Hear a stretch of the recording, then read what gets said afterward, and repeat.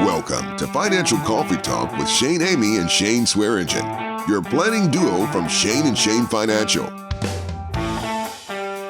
Here on Financial Coffee Talk with Shane and Shane Financial, Shane Swearingen, Shane Amy, your resource for a common sense approach to planning. And Shane Swearingen, we'll start with you this week as the Social Security Administration Board of Trustees has come out and said that the news is pretty bleak on the status and the future of the solvency of the Social Security Trust Fund. What does that mean for proactive planners? Proactive planners should not be solely reliant on Social Security. We've been saying that, for some time now, but pretty much what they've come out and said is that, it's not going to be as solvent. Basically, for every dollar we put into it, we're not going to get a dollar out. Probably more in our lifetime than some of our clients. But it is something to be concerned about. It is something to make sure that we're planning properly outside of Social Security. It's still going to be there, but in what capacity? There's definitely going to be some changes that need to be made to it. So again, it just stresses the importance of all the stuff you're doing outside of Social Security.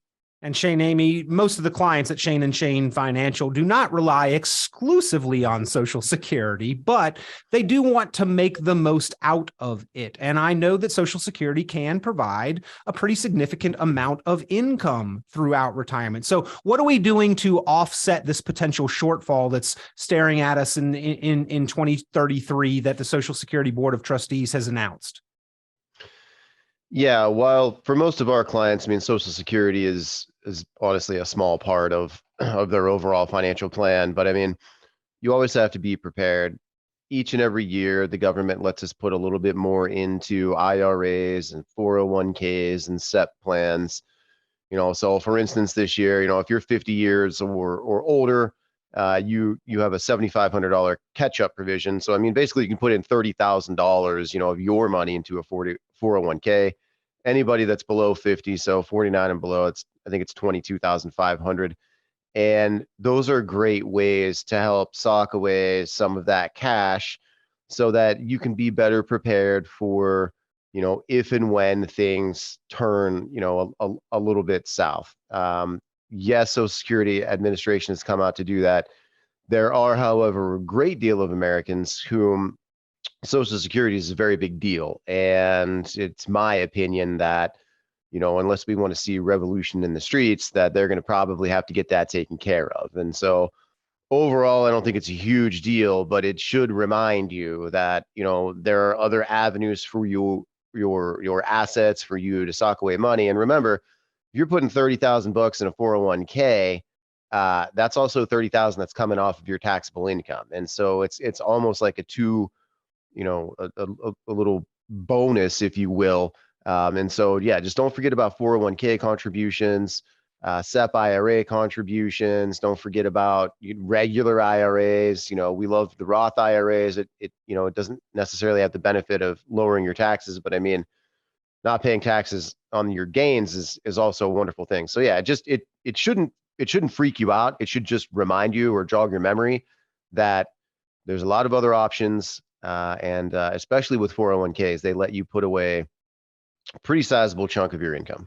Do you find that even savvy savers and investors, Shane Swearingen, may be missing some of the opportunities to do more, to save more, to get more prepared for retirement? I wouldn't say I'm missing an opportunity. I think it's more so, everyone is going to retire at a different stage in life. We're starting to see the transition of people wanting to retire earlier. So, it doesn't make sense for that person to shovel as much money as possible into a 401k if they're not going to be able to tap into that until 59 and a half. So really it's situation by situation. I will tell you that, we see clients 6 to 7 days a week that come into the office that aren't taking advantage of multiple things. They're relying on their employer, or they're relying on family or friends for advice. As we've seen over the last couple of years, and really going back all the way to the pandemic, our economy is very unpredictable. There's a lot of instruments and tools that you should be utilizing to help diversify you during these times. Things are going to continue to move faster and faster. You need to make sure that you have all the resources available so that you can navigate what's headed our way. There's a lot of room for upside gain, but you have to be positioned right. You have to make sure that you're being smart from a tax perspective. We can't just be simply getting all this tax liability off our table now, because that will come back to bite us later. So, Shane and I have a lot of strategies, especially with the higher net worth client, where we can, de-tax some of that money now versus waiting. So again, it's just, reach out to an advisor, reach out to Shane and I. We'd be glad to have these conversations with you. Yeah, Shane, Amy, both you and other Shane have talked about the decision to defer or not to defer on our savings and our taxes for future retirement dollars. That's probably during this time a pretty important consideration as well that a lot of people have not quantified, but at Shane and Shane Financial, you've got the ability to really crunch those numbers and show the benefits or disadvantages of either choice. Yeah, you're right. I mean, we have all the software that is going to help you to make a pretty good choice and to make a solid choice.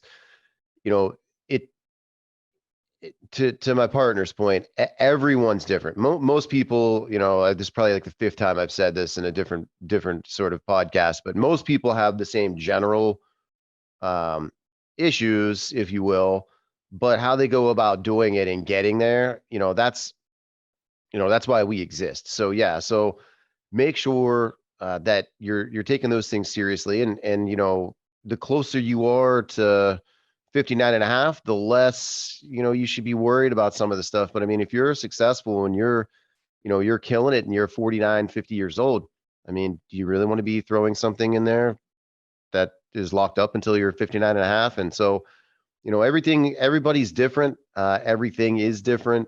In terms of products, this is an industry where you pull one lever and two more pop up. And so you just have to make the best choices, armed with the information. And we're more than equipped to help guide anyone who would need our services through that maze. And Shane Swearingen, Shane, Amy mentioned that age 59 and a half. I think that broadly, the American public knows that 59 and a half is when we can access those retirement dollars for income without the 10% penalty. But that 59 and a half is actually another key milestone or benchmark for an important reason that we can begin to take more control over those retirement dollars, even if we don't necessarily need or want them for income yet, correct? Exactly. 59 and a half. Some companies allow you to access that money as early as 55. But again, it really depends on the company that you're invested with or your employer. But yeah, at 59 and a half, most of us should have access and control where we can start to, not only have access, but position that money. So it's, most advantageous for the time when the time comes when you do retire. If you do have money in a 401k and it's not accessible, Shane and I offer, that service for some of our clients. We certainly want to go in there and make sure that we are invested properly. Your limitations typically are a little less advantageous inside of a 401k. So we want to make sure that we are, growing that money and positioning it as efficiently as we can inside of a 401k. But most of the time, yeah, it does make sense where once we have control of it and can move that money somewhere else, typically it's more advantageous for some of the planning that we're doing with our clients. Shane, Amy, do you see that because of the lack of guidance or advice that many of us don't receive or is not available at the job site, that we tend to have less than optimal results with the 401k, that we could improve if there was guidance and some amount of insight provided?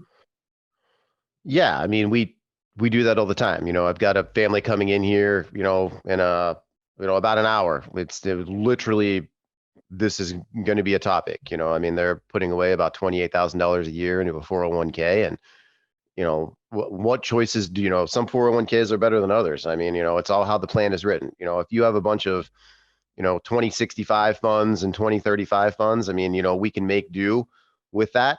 But if you have a more robust platform, that certainly helps you to achieve those results. But yeah, I mean, this has to be in conjunction with all of your other, stuff, if you will. So your IRAs and your assets that you've already paid taxes on, and the things in your 401k. I mean, yeah, everything is taken into, the broader holistic picture of, here's the picture of you and your family.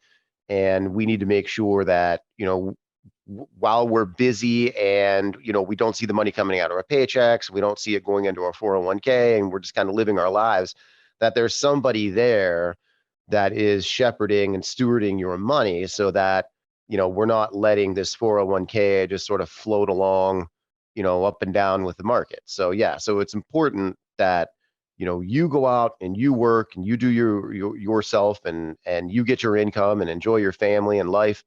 And, make sure that you have a firm like ours that is just as good of a steward of your money as you will be. So yeah, looking after that stuff and dotting I's and crossing T's, that's all the things that you need to do, for sure. Good question. To your point, Shane, Amy, Fidelity just reported in 2023 that there are 299,000 401k millionaire accounts at Fidelity alone, and another 280,000 IRA millionaire accounts. But that those numbers are more than 1/3 lower than they were last year. Shane Swearingen, does that maybe indicate that too many people have their investments kind of on autopilot? Yeah, I think so. I mean, it's hard to stipulate exactly what's going on, but I can tell you the government's going to find a way to get their hand in that pie, and maybe they already have for some of those accounts. But yeah, it's just there are 401k is one tool that we can utilize in retirement. Typically, that's what the employer offers. There are a slew of other things that we need to make sure that you're doing as well. Is a 401k a good thing for you and your family? Probably. The one good thing a 401k typically does is it forces you to save. They put that in front of you. You want to get your company's match. But when it starts coming down to retirement, tax planning, comes to the forefront a lot with our clients. And you just have to make sure that we're not dumping all of our money in there. So I would leave it at that.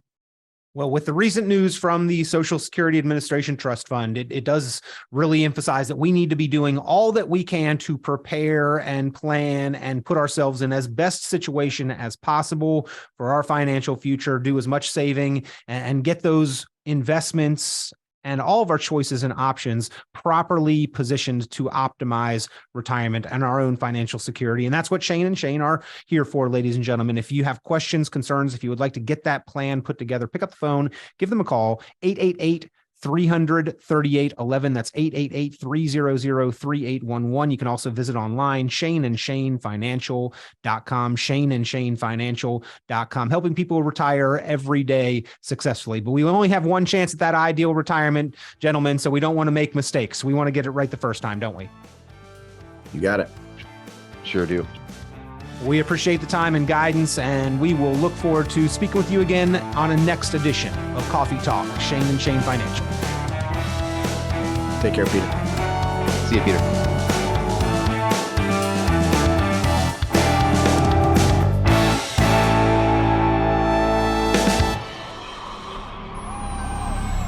The information presented on this program is provided for informational purposes only, without warranty of accuracy, completeness, or suitability for a particular purpose. This program is not intended to be and does not constitute financial, investment, legal, or tax advice. This information is general in nature and not specific enough to be construed as advice. You should not make any decision based on the information presented on this program without independent consultation with an appropriately licensed professional or competent advisor. Investment in securities or the market involves a potential risk for loss of principal. Trading, therefore, may not be suitable for all all listeners. Annuity guarantees are based solely on the financial strength and claims paying ability of the issuing company. Withdrawals of growth from annuities may be taxable as ordinary income in the year it is taken. Individuals should review contracts for specific details of the product's features and costs. Early withdrawals may subject the owner to penalties, fees, or taxes. Fee-based financial planning and investment advisory services are offered through Truvestments Capital, LLC, an SEC-registered investment advisor.